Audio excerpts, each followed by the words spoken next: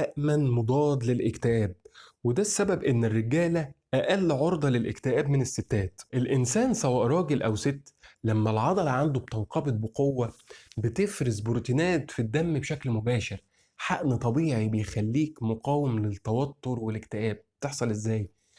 العضلة نفسها عبارة عن مصنع جزيئات شبيهة بمضادات الاكتئاب، والطريقة الوحيدة لإيصالها للمخ بيبقى عبر ضخها في الدم عن طريق انقباض وانبساط العضلة.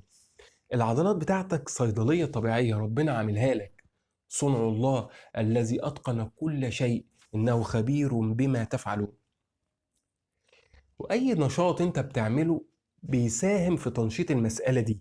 أنت لو شلت حاجتين تلاتة تقال كده بتلاقي نفسك أحسن. ده يفسر ليه المرأة أكتر عرضة للاكتئاب من الراجل، وده لأن نشاطها العضلي مستواه أقل. وللمفارقة إن الاكتئاب بيخليك قاعد في السرير بلا حركة عشان يعرف يسيطر عليك وما يبقاش فيه فرصة للمقاومة. فاللي بننصح بيه دايما الرياضة الرياضة.